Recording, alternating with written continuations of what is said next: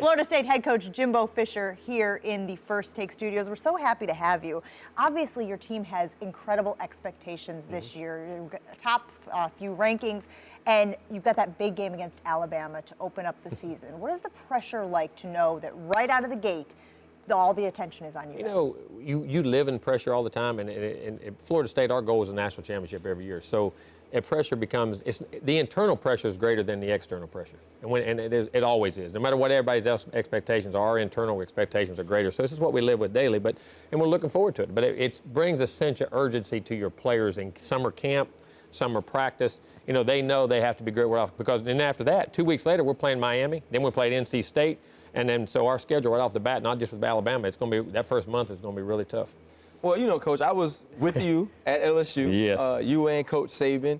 You know how I feel about the SEC. At media days, though, Coach, you said that the ACC was actually the best conference in the country. What makes you feel that you guys have now surpassed the SEC as the best conference in the country? And like I said, I coached that league. It's a tremendous league. But I think right now, just in the last 4 to 5 years, you have 2 national championships. We've played for 3 of the 4, 2 Heisman winners, the head-to-head matchups, which we've been successful. And I'm going to tell you, quarterbacks. In any league, you know this, in the pro football, you think about this year. You had Lamar Jackson who won the Heisman. Deshaun Watson, phenomenal, one of the greatest college players. They weren't even the highest quarterback drafted in our league.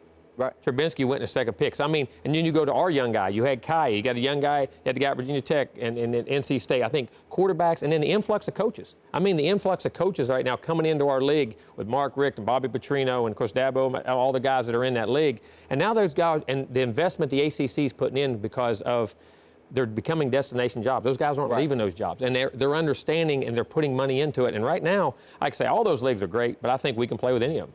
So this is like a reunion. I feel like it's I'm my guy. It is, exactly. all Every morning day. It's been like, it was a resurrection down there, man. That was it. You want to just tell old stories? Well, you know, tell me something about Ryan. That's what I want to know. We did. Like we were a bad team, and then in steps Jimbo and Coach Saban, and Saban basically told us we were a bad team, but we were just talking about when we beat Tennessee in the SEC championship. In 2001. That really started the whole thing of winning down there at LSU, and so that's why it's good to see my guy. It was. Did Ryan ever get in your face and yell at you about the play calling? Because yesterday, this is what Ryan tells me. He's seen players, we're talking about Richard Sherman, yelling at Seattle's offensive coordinator. He said, I've seen it all. I've seen defensive players yell at defensive coordinators, and you said, I've seen defensive coordinators yell at offensive coordinators. So this is what I want to know. Did this guy ever get in your face? Never. No, never. We were slinging it all over the place. We were running answers. Hey, we were doing the right thing on offense. We had good. Josh Reed and Toefield and Rohan and the boys and Robert Roll and the whole group, man. We had Michael. That's when Michael was a freshman that year. We had a great team, Coach, man. Looking at your team, obviously, I think Derwin James is probably the best all-around football player in the country. And I watched your quarterback last year take beatings, stand in the pocket, stand down the barrel, make huge throws. What do you think the ceiling is for you guys? Are you guys setting out, is your word to him, is your message, we're going to win the national championship? Yes, and like I asked him this, is it possible we can win? And they say yes. And I ask him, is it probable? We got to make possible probable. And I feel we can because of the experience we have on defense, the expectations we have as far as those guys' expectations. As you know this, till the players take ownership, I can have all of them in the world. I can tell them everything in the world. What are your expectations? And I ask them, what are you guys taking ownership of it? And then the leadership and the experience we have back on offense, and DeAndre on offense. Now, when you got a quarterback that'll stand there and take bullets like that, and on defense, you want to, hey, I want to get this guy the ball and make him, look what he's doing for us. And when your quarterback's tough, your team is tough, and I think he's done that. And now he's starting to put his personality on them. You know, the guy goes and pats on the butt in the practice when I'm chewing him out, or the guy he grabs after practice, hey, let's go do this route 3 more times. You're starting to see all those little things, the psychological edges of quarterbacking, because we all talk about the physical things, but to me, quarterbacking it's not just, he's got to have that whole team willing to know, if I can get that guy the ball, we're going to win. And you're starting to see that, you're saying. In my opinion, we are. And how we practice and how he goes about his business, and our team sees it. You know what I'm saying? Yeah. And Derwin and those guys on defense are making sure they're going to get it back. So let's go back for a minute. So you've got Alabama first game. You and Coach Saban go back to the same days here with Ryan. But it's been a little while since, it has been. We've all changed.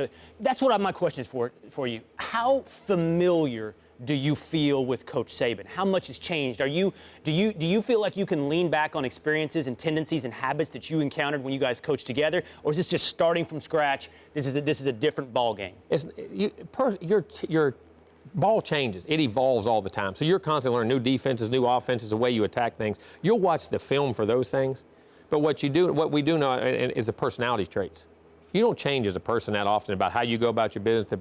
And the thing you know about him, he's going to be meticulous. He's going to be detail-oriented. He's going to be driven. He's going to have a plan for everything. And that's, I'm very wired, very similar in that same way and how we used to go at it and the practices we used to have and the things we used to do. So, from that standpoint, but, we'll have to watch the film. And because they got, and he'll adapt. The thing that, I learned that I did each year at LSU and he did, you adapt to what we do, but we have to change with the players. What can the players do? And so that's going to be the matchup, and that's what makes it fun. Well, I'm a pro guy, Coach. Now, I don't get to talk about college ball much. I want to talk about Jameis Winston, though. Obviously, he was amazing at Florida State. He's been a stud coming into the NFL, and now he has some weapons around him in Tampa. What do you see him becoming? Where do you see him fitting in the tiers or when you rank quarterbacks? Is he a guy you feel can be in the top tier, the Tom Brady's, the Andrew Lucks, the Ben Roethlisbergers? I really do. And I know everybody says you're prejudiced because you coached him. You know what I'm saying? I've been around him. I know. When you're a freshman and you walk off the field, how we were in there watching film as coaches, and all of a sudden 9:30, 10 o'clock, we're still in the meeting, he knocks on the door.